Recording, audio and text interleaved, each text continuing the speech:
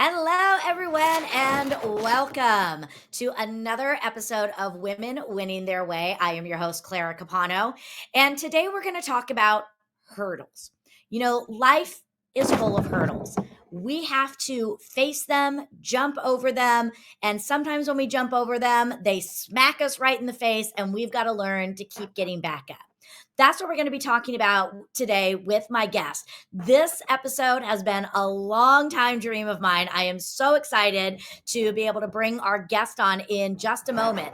But before we do that, I am honored to say that today's episode is being sponsored by our friends at Cutco. Cutco is more than just amazing kitchenware.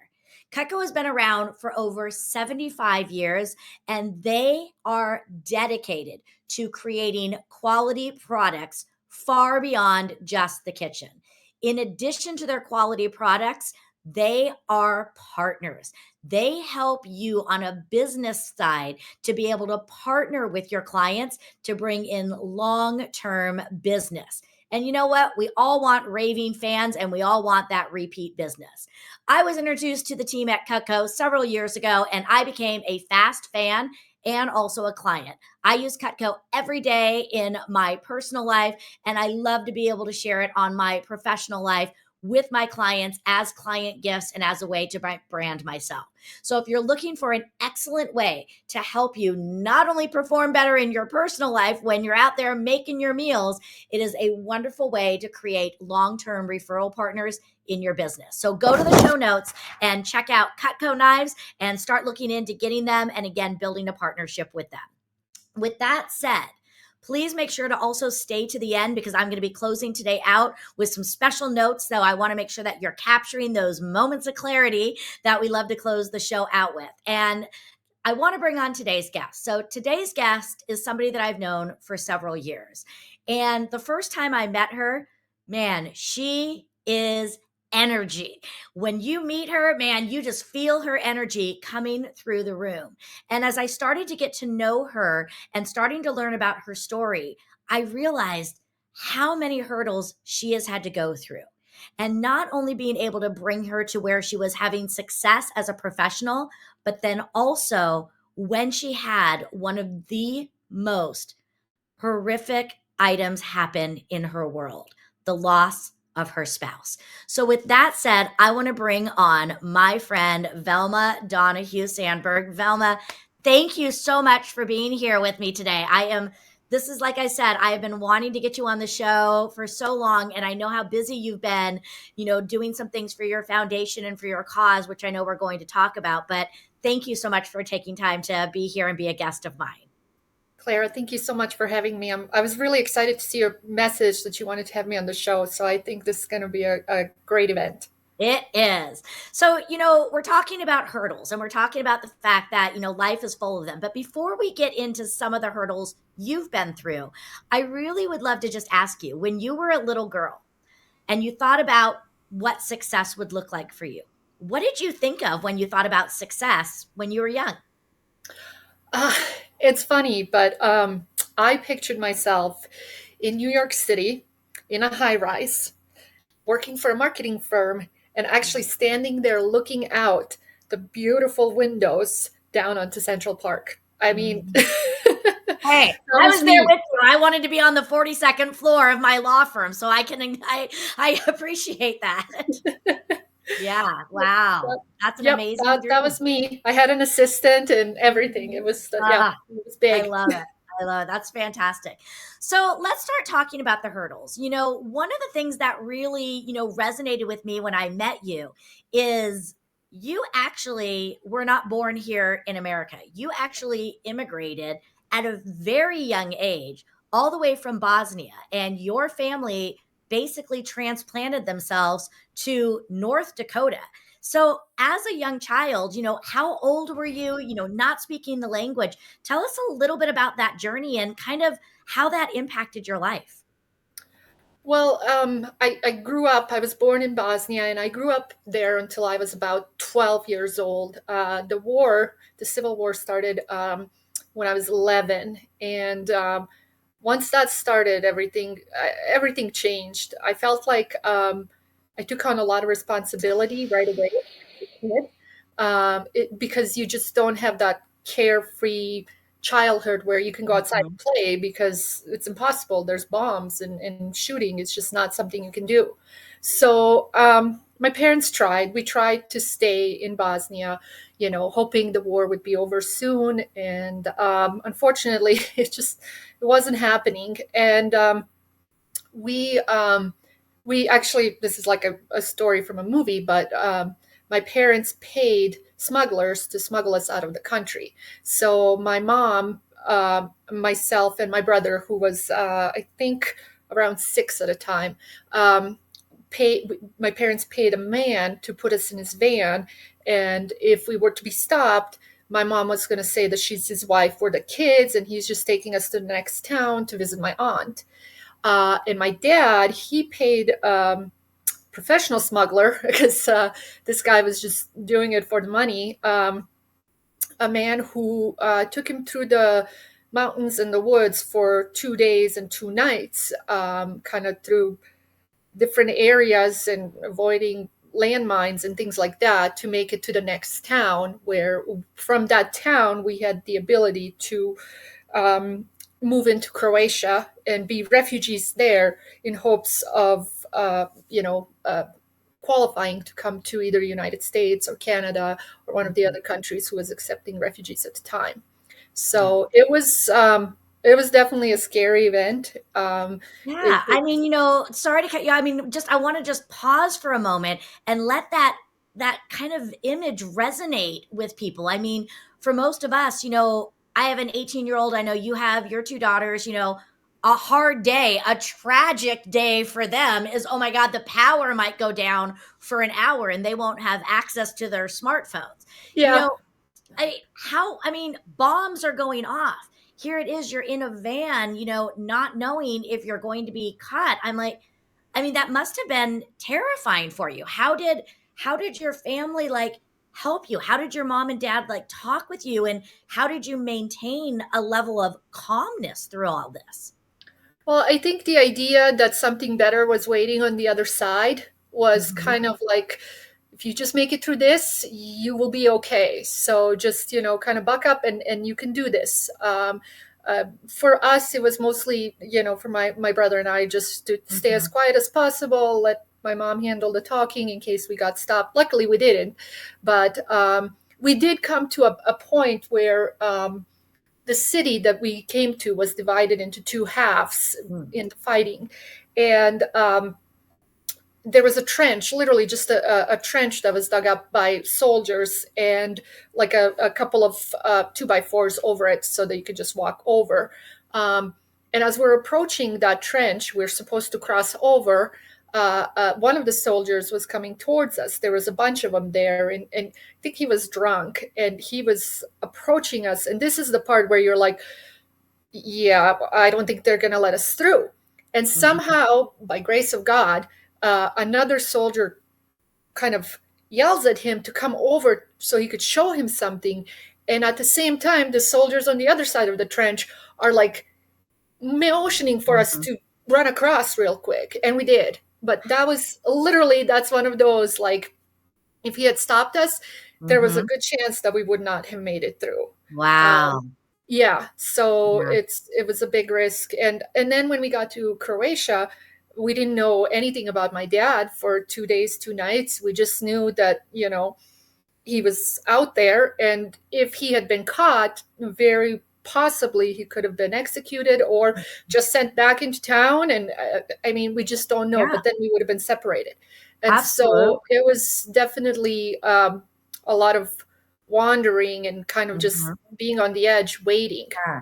I have to just think, I speak a lot, and I know you've been through this too, a lot of this vision and, fighting for your vision. And one of the things you mentioned, a few minutes ago is the belief that there's something better. But I mean, thinking about the vision that your parents must have had and, for this, and that drive to fight, to leave your home, during a period of war with no guarantee, but just again pushing through with that faith of and that belief of knowing that we have to do this for something better. And I think, when I hear these stories, and then I think about what I'm fighting for, which is so much more on a minimal scale than something like this, it makes you, really just appreciate, the fight that so many of our parents, our grandparents have done, because so many of them had to do this, whether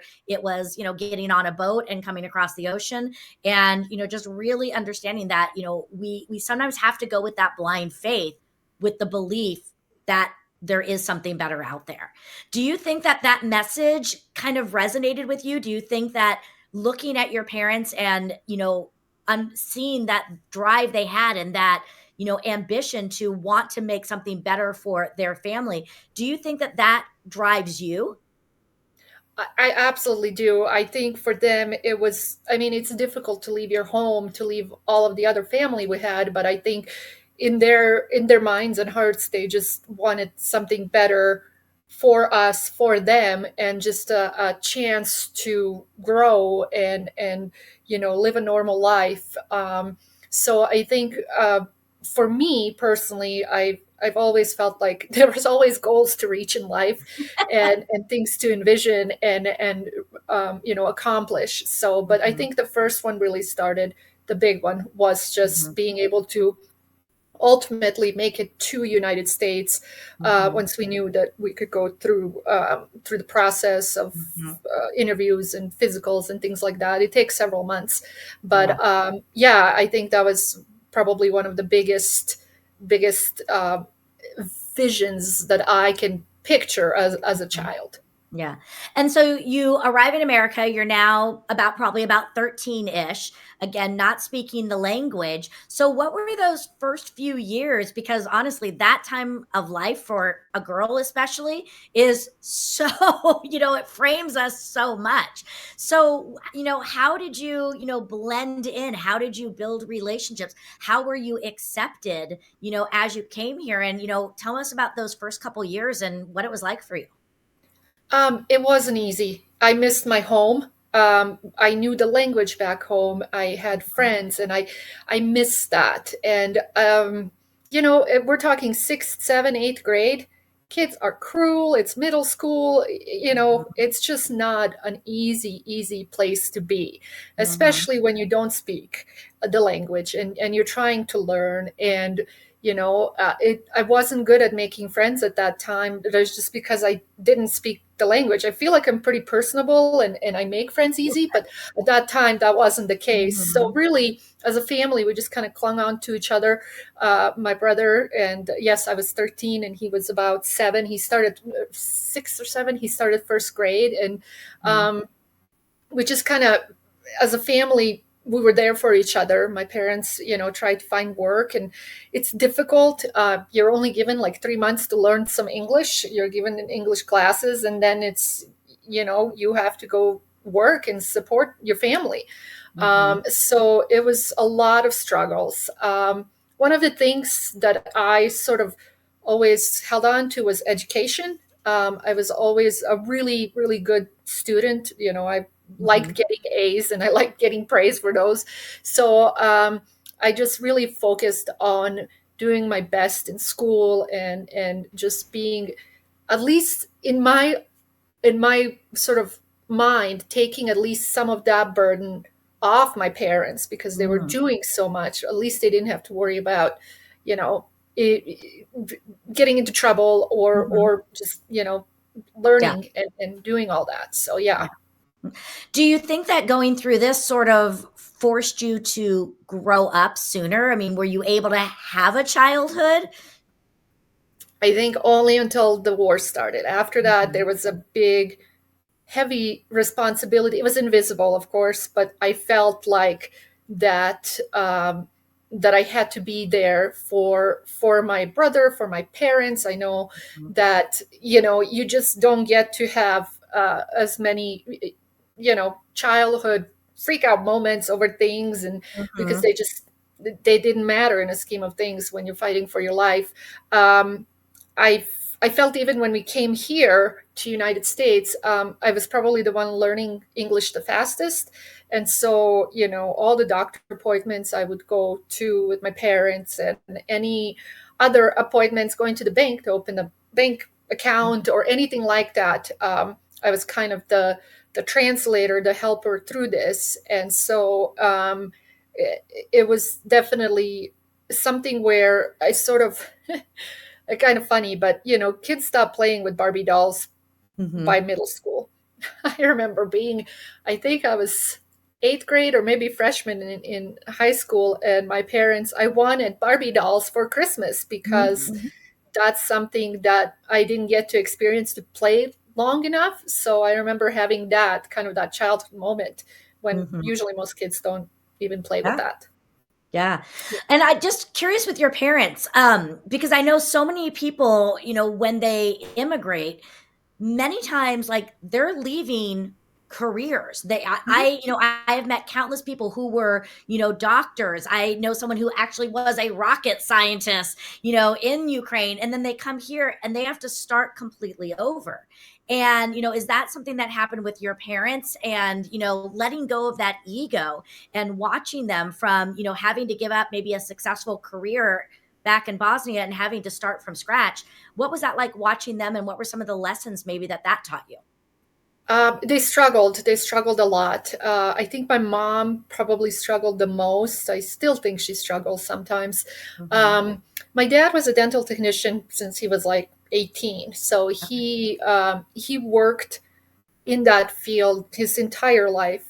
He was fortunate enough to find a man who was looking for somebody Mm. when we came into United States, and he started working for him. But even with that, he had to have two jobs. He, Mhm. was a dishwasher at a pizza place for a while, and worked at Walmart, just trying to support the family.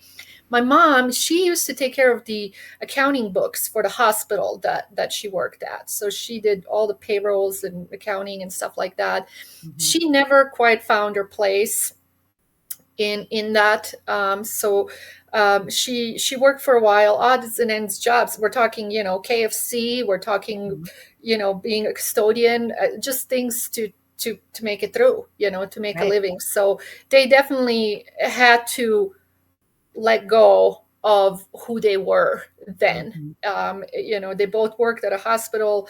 My dad would wear back there you wear a white lab coat, when you work, Right. and then it was just here he's, washing dishes at midnight.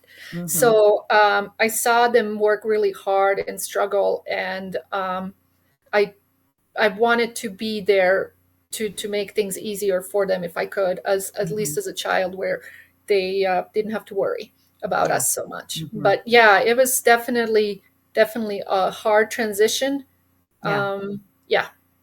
I'm curious, as a teenager growing up in America and, having everything, in place for me, most teenagers are embarrassed by their parents, no matter what they do. They could be a Supreme Court justice and we're still going to be embarrassed by our parents. With your story, though, watching what they did for you to help bring you here, were you embarrassed, or do you think that gave you a certain sense of pride for them?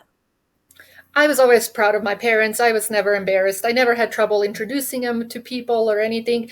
I guess for me, it was just these are my mom and dad. They might not speak English very much, but here they are. My mom is Yeah. always very warm and welcoming with food. So if a friend or someone came over, she was always like, "Eat, eat, eat some more," And Mhm. my dad was just a nice, quiet guy. So it was never, I don't think once that I felt like, oh, mom, dad, you can't come with me or do this. It was just different. I think having gone through such a traumatic experience, and then the bonding us probably maybe not even on the healthiest level when you look at Mhm. it, but that's kind of where we were. And Fantastic. Yeah. I should mention that during this time when we came to United States, there was a local author over in Grand Forks, North Dakota, and she had been tasked with writing a book. It was a series of books for families that live in different areas of the world and kind of go through a difficult experience. So hers was documenting a life of a refugee. And so she had written a book called The Bosnian Family in that time, and kind of documented some of the struggles we've gone through and just hopes and dreams that we had. So Yeah.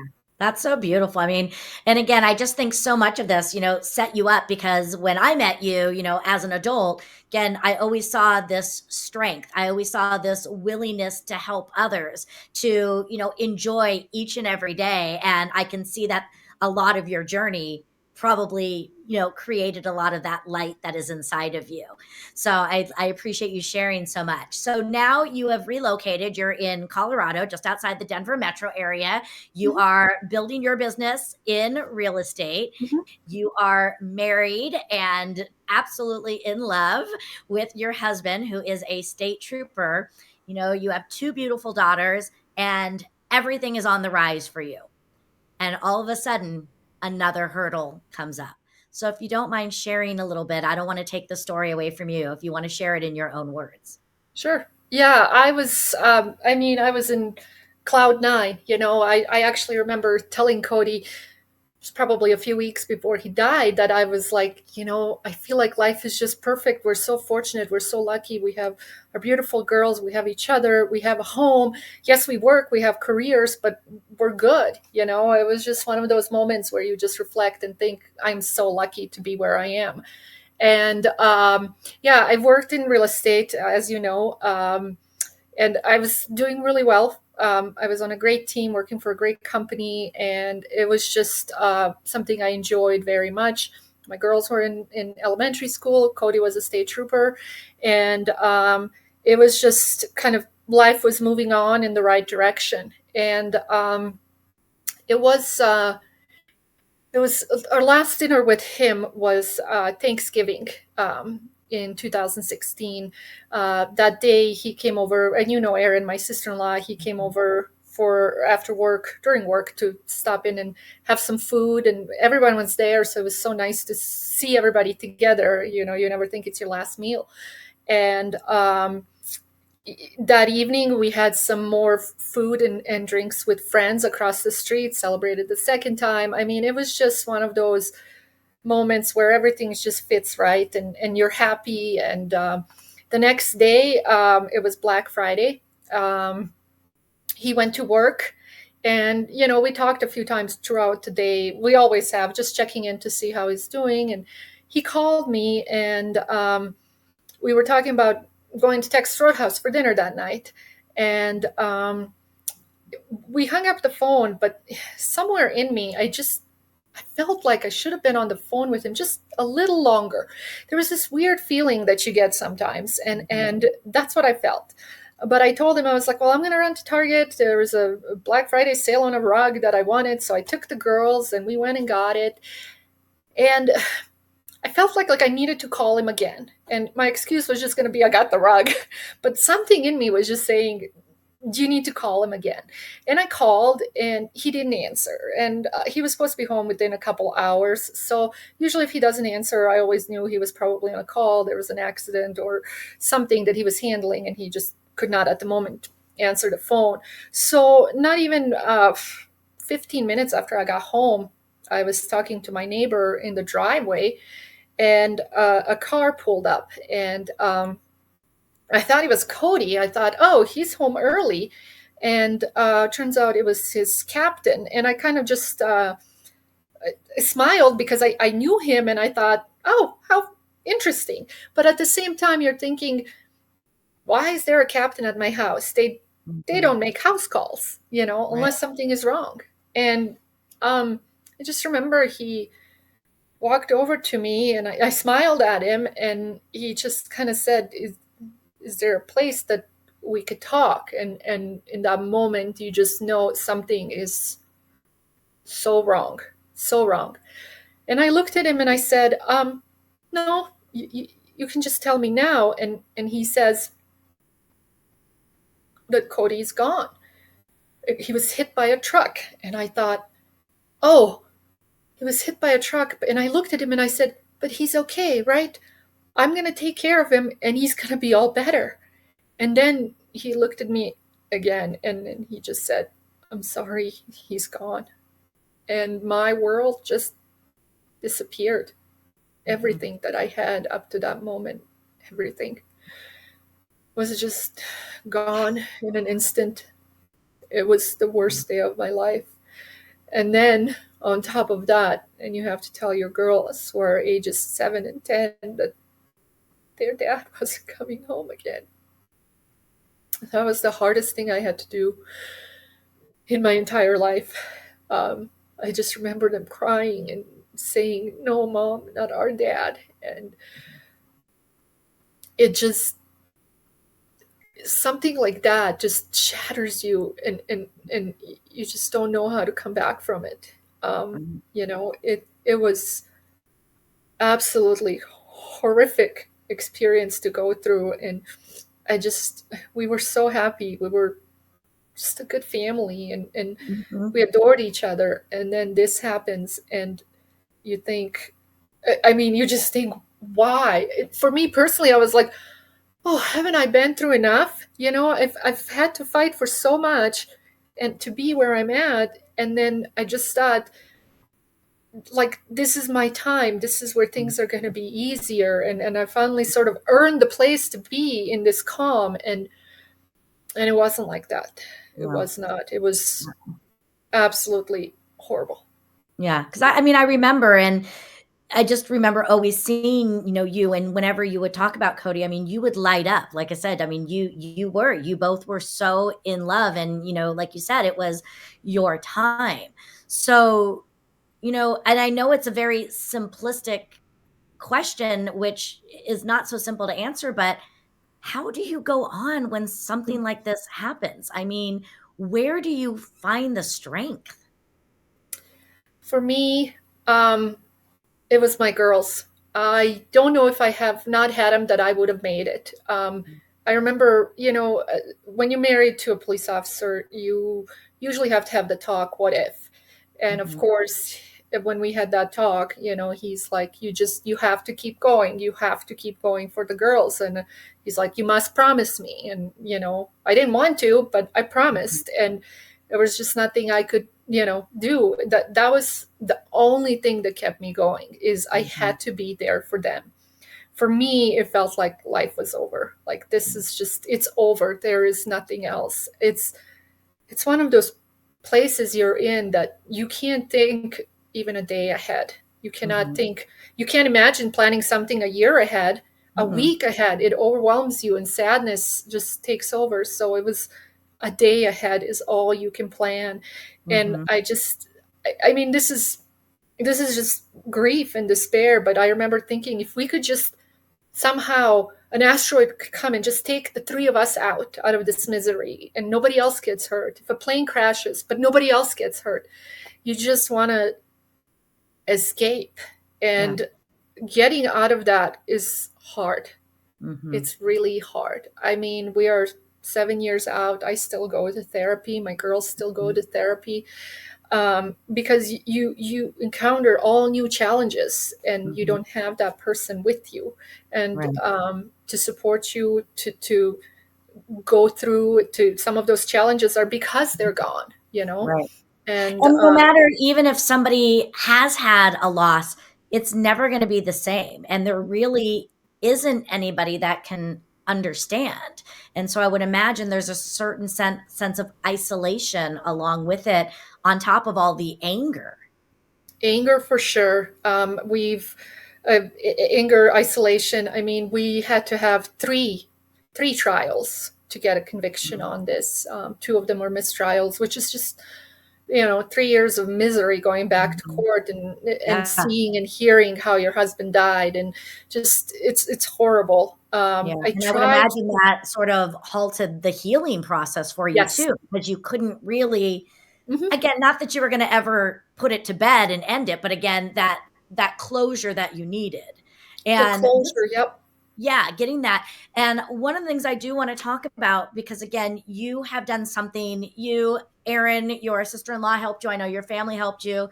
You took this moment and you have brought something beautiful out of it. And I'd love for you to share a little bit about how you turn this into a pivotal moment that is going to save lives for others that are out there. Yeah, absolutely. I mean, the first thing we found out once Cody was killed, that something like this was considered a misdemeanor. A misdemeanor in courts is like a slap on the wrist, and that's it. I did not feel, we as a family did not feel that was fair or right, because the man who killed my husband, he failed to follow the move over law. The move over law in Colorado states that if there are emergency vehicles on the side of the road, you must move over, give them a lane to work, or slow down, hug the other lane, and just go by slowly. And he failed to do both of those things. He was driving a semi truck, and he just swerved into Cody and killed him on the spot. And for us, to think somebody else could go through this and not have any sort of justice or a fair punishment, not that there is, but something, Mm-hmm. it was just unimaginable. And so we set out to change the law. It just, being a misdemeanor and taking someone's life like that is just not okay. Mm-hmm. It's not. And so working with legislators at the Capitol and having the support from State Patrol, we were able to change this to have a higher penalty. So there's time to be that you spend in jail or prison, and community service hours and things like that. Now, unfortunately, when the case ended, in courts, for me, this did not apply. So Mm-hmm. that kind of change and apply to my case. But we did see better results with several other troopers and law Mm-hmm. enforcement that were killed after Cody. And the process I found to be pretty rewarding, to work on that, to just have a sense of purpose, Mm-hmm. because for the longest time there was none. Right. um, you feel like your life is over, and I was thinking I'll just raise my girls until they're adults, and then I don't care what happens. And so Mm-hmm. it sort of gave me some hope and some purpose to uh, make a change to help somebody else. Mm-hmm. And we worked on it, and it was passed unanimously. And so it was sort of renamed as Move Over for Cody Law, Mm-hmm. and we have a higher penalty. We didn't stop there. I've been to the Capitol now 4 times, working on different bills that are sort of all in that area of Mm-hmm. helping emergency vehicles and things like that in Yeah. families who are affected by this. Yeah. And I know that every time I'm out on the road and I see an emergency vehicle, I always think of you and I think of Cody. And I always, do that. And again, I think, like you said, it's not going to necessarily end things, but it is going to make it better and make it more prevalent that we are have that awareness. And I think again, I wonder if having not gone through the transition of moving at such a young age, that's I think something that built your strength, Yeah. and that paired with the absolute love that you had for your spouse, I think that that tenacity that you have in you is what again allowed you to fight, because you're not a meek individual at all. And, I can just see you being like, no, we're not taking no for an answer, and pushing that through. And I just, so much respect for you and for your family and for your girls, because that was, again, not a one day thing. It was years in the making. And a lot of people would have just given up. And, I think that is. So I would love to ask, people go through trauma every day, and it can be everything. It could be from losing a job, getting divorced, losing a child, losing a spouse like you have. We all go through it in different levels. you know One of the things that we have to do is learn to trust again. Mhm. How do we learn to push that anger aside, because it may never subside? But how did you mentioned going to therapy. Are there other things that you could share, to help people? How do you learn to trust again? Because I know you have moved on, and even though you don't forget Cody, and your girls don't forget Cody, you have found a new love and you have gotten remarried. How did you move forward and allow yourself to trust and open yourself up again? It's absolutely not an easy process. You're right. Therapy is something that I've always truly believed in, and but I've also taken medication to help me kind of get. Sometimes you need more than just one tool, and Mm-hmm. so there was the medication. There's the therapy. There's being surrounded just with the people who are there for you, and no one can take that pain away, but I Mm-hmm. think one of the biggest things you can give person who is grieving is just to listen, Yeah. really just listen. They know you can't fix it, but I loved just telling somebody about Cody, just telling him something. Mm-hmm. If something stands out, I'll mention it. One of the troopers who lost their spouse, I've never met, but I called them right after that. And I just remember for me how much it meant to talk about him. And I said, Mm-hmm. I've never met him, but tell me about him. And he later told me, he's like, one of the best questions I ever got was somebody just asking me to tell him a little bit about him. And that meant a lot. So, I also took some time and I did some traveling, just Mm-hmm. visiting families overseas, which was really nice getting that support. Mm-hmm. And really, I had stopped working. My career was such that required a lot of time away from my children, and they were still young, and so I just needed to be there for them. So, but here's the one thing that I kind of have taken away from all of this is it's okay, even if the best that you do that day is literally just get out of bed. You Mm-hmm. don't have to dress up, you don't have to cook dinner. Just the fact that you got up and you said hi to your children, or made yourself a cup of coffee. It's the littlest things, because there are Mm-hmm. days when I felt like the biggest failure you could possibly imagine. I mean, Mm-hmm. you're raising two children by yourselves, and it's hard because it's this heartache that you constantly have. And I Mm-hmm. would say, I remember Aaron telling me many times, hey, at least you made it out of bed, Right. and that's Mm-hmm. really all it is. Yeah. So the littlest steps make a difference. It's about not getting over it, it's about moving forward, Mm-hmm. and just sort of building something new, but it's a slow process.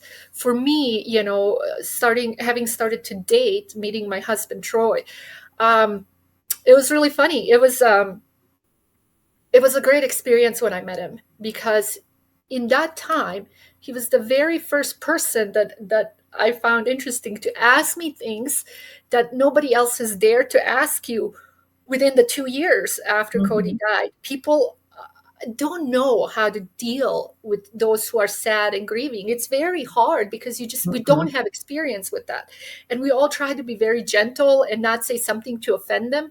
And Right. so for me, it was just refreshing that he's like asking me things that people are like, do you think you're going to date again? Do you Mm-hmm. have plans for work again? Like just things that eventually will come your way. And so that was really, really good. And I think for my girls, having that father figure, having somebody there, was just a good thing. They absolutely adore him, and he's just a great dad, a great husband. And it's not always the easiest, but he's very good about understanding and asking us about Cody. Mm-hmm. He will ask questions all the time. And that's, I think, if you're moving on as someone who's lost a spouse, I think it's important to find somebody who's comfortable Yeah. with that idea that somebody else was there and that they were a great person, and Yeah. that you feel free to talk about them. Yeah. That's something, because the more you talk about them, even though it hurts at first, it's a healing thing. It It really is. is, you Yeah. know? And I think that, is so beautiful, and that shows a lot of strength in him, that he Yes, doesn't have to feel threatened. And one of the things that not at I love all. that you just mentioned is you're never going to maybe get over it, but again, you can, work on the moving forward. Yep. And and I think that's something, again, for all people who have gone through something, again, whether it's as personal as this or it's something on the business front. I know a lot of people lose their businesses, and again, they're never going to get over the loss of their No. business, but they can start to move forward. Yep. And so I think, again, really honoring. And I love what you said about asking them. Don't be afraid to ask them. Tell me about this person. I've heard the same thing from women who have lost a child. Hmm. Having somebody be like, just tell me about your son or tell me about your daughter. Hmm. And they said the same thing. It allows them to heal a little bit much. And I think that so many times we're afraid to ask because we Hmm. think it's going to open the wound, when, Yes. again, like you said, in a different way, it helps to heal the wound. Absolutely, absolutely. Always ask. They love talking about the one that they've lost. I always Mhm. did. My girls do. They've asked me so many questions. I've run out of stories. So finally, I'm like, Erin, it's your turn. Tell them Yeah. everything you know from growing Mhm. up with Cody, Yeah. because it's just it fills your heart. And Mhm. it's like I said, it's not easy, but it is really truly one day at a time. Mhm. And one day is up and one day is down, and you have setbacks, and you have things bring you back, and you're Right. like, I'm never gonna get out of this. But you got to keep Mhm. faith. and Yeah. and I was the person that I was like, I'm gonna go get my nails done. I never cared about that before, but Mhm. something for myself. Yeah. So anything you can find. I read a lot of books. It's Mhm. just little things. Eventually you see that you made this huge leap, but it was Yeah. in such tiny little increments that Mhm. at that time, as it's happening, you don't see it. Right. And I think that that's a really smart, thing that you just mentioned is, again, this concept of people expect you, or just get over it. And again, Yes. the acknowledgement that no, we don't need to get over it. We still need to move on, but giving yourself the grace to not get over it, because we Yep. don't want to forget. We don't want to forget the beauty. We don't want to minimize the the wonderfulness that he brought to you and your girls each and every day. And we don't want to just set that aside and make it seem like it wasn't something when it was real. So I think that's a really strong lesson, is it's not about pretending it didn't happen. It's not about just saying, oh, get over it. It's about the acknowledgement, the understanding of it, the honoring of it, but still knowing you have to also move forward. So, Yeah, it really is. Right now, we're working on a bill that is related to jobs that are high at risk within the state. So we're talking about police officers, firefighters, EMTs, and all those jobs that put you out there at risk. mhm, And one of the things that we get when a spouse dies is workers' compensation, and that's something that it's different for everybody involved, but it's money that you need to live off of. yeah. It is your life support. And Mhm. in that law, currently, it's written that you can receive it until you die, or if you get remarried, you lose those benefits. And I mean, that to me is absurd. And that's where, I was testifying, Mhm. and part of my testimony was at the Capitol is you you just don't forget that just because you get remarried doesn't mean the grief is gone, the Mhm. loss is no longer there, Right. that you don't need support, that your new spouse is just there to take care of you for the rest of your life, just like Well, that. yeah, I mean, especially when this you have kids. The kids yeah. still have needs, maybe college educations, all of Yes. these things. Yeah, So, and so good. we're working on eliminating the clause for marriage, and we passed through the House. Now we're going to go on to Senate.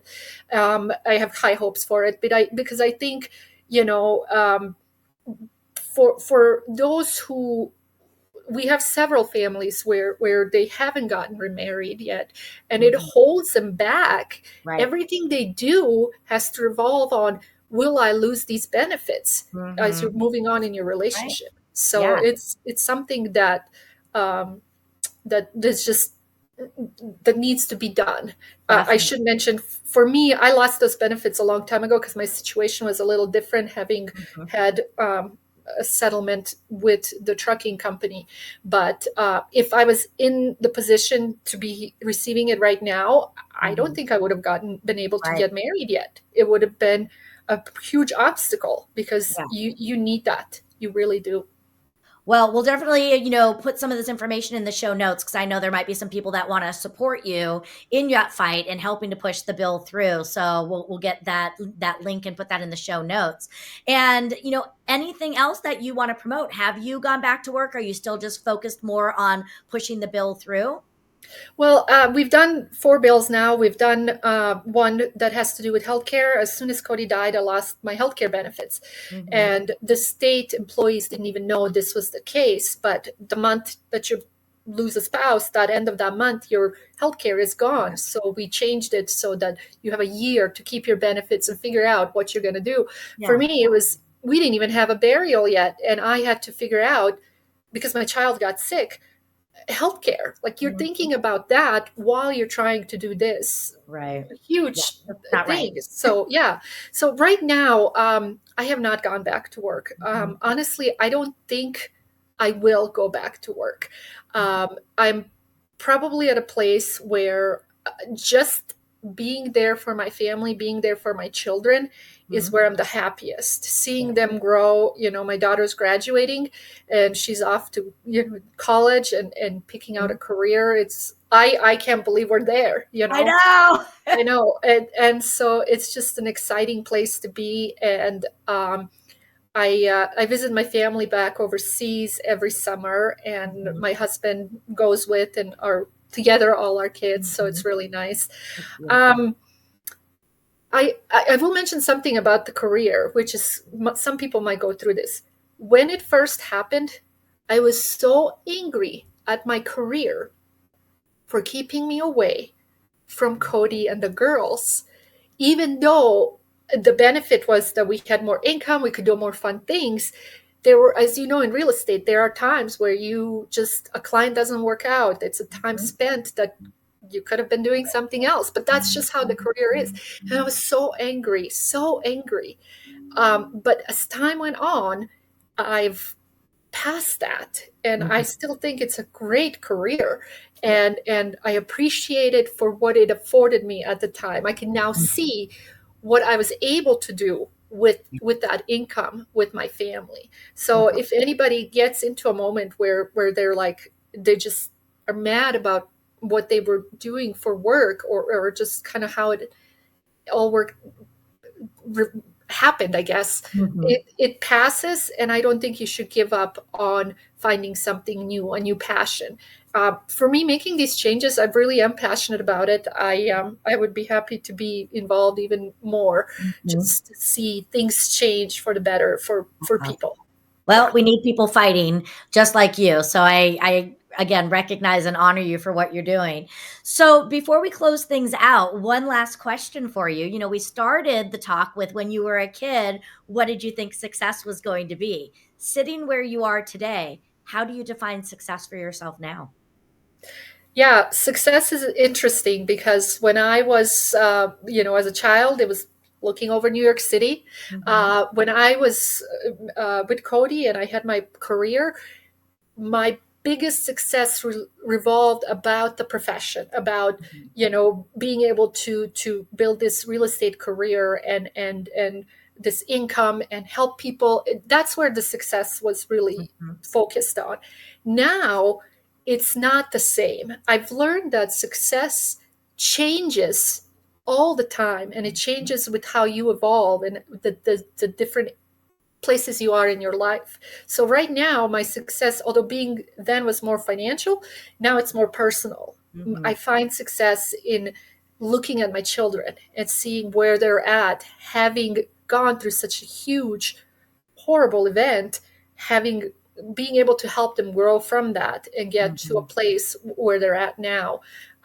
Being able to help at the Capitol, being able to have a happy marriage and this family, and just working and building on that, that's where success is now. And I think a lot of people go through it where sometimes it's personal, sometimes it's more financial, but I think it's important to have goals, and I think they help you evolve and learn and keep going.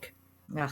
So Well, Velma, you are just so beautiful on the inside as well as on the outside, and I'm so happy to see that you are finding happiness again. And very again, happy. I really appreciate you sharing your story. I know it's a hard one to share, and I just am so grateful that you are here sharing this. And I know that it's going to not only inspire, but really help so many other lives that are out there. So thank you for being a part of this, and, just keep doing amazing things and keep leaving that legacy that you are putting out there for all of us. Thank you, my friend. I really appreciated this. If you ever need anything else, you let me know. Absolutely. Absolutely. Well, everyone, what a powerful talk. Again, you can probably now understand why I wanted to get Velma on the show, because again, she has so much insight. And, again, from the moment that I met her, just this energy that comes through, and to see that she, even though there were times after everything she's been through, she has not let this take her light away. And, that moment she talked about how she made a promise to Cody that as hard as it would be, she would keep going. And, I think that's sometimes what we have to remember is, really connecting again with our purpose, because sometimes that has to be what drives us farther. So some of the things that I want to just, hit on is, this concept of perspective. One of the things that Velma talked about is when she moved to North Dakota when she was 13. It's such a hard time in middle school. And I think it's a lesson for all of us on perspective.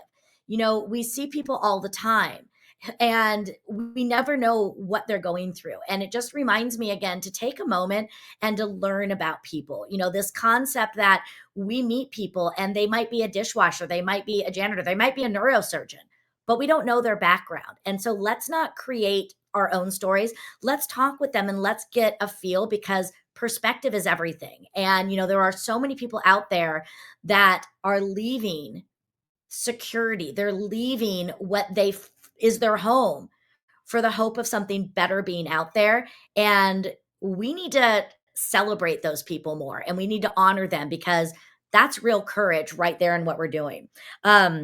Letting go of ego. Again, when you are looking to fight for something bigger than you, sometimes you have to let go of your ego, just like her parents did, letting go of what they had for this dream that wasn't even guaranteed to them, of what they knew could be, and working with that. Again, letting go and putting yourself aside and really working on the bigger purpose. She talked about that sense of purpose and, using that sense of purpose to guide. Now, for her, it was guiding her to even just get out of bed in the morning.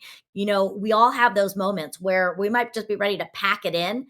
We all need a sense of purpose. So, thinking about for you, your why is different. Again, if your sense of purpose is money, that's fine.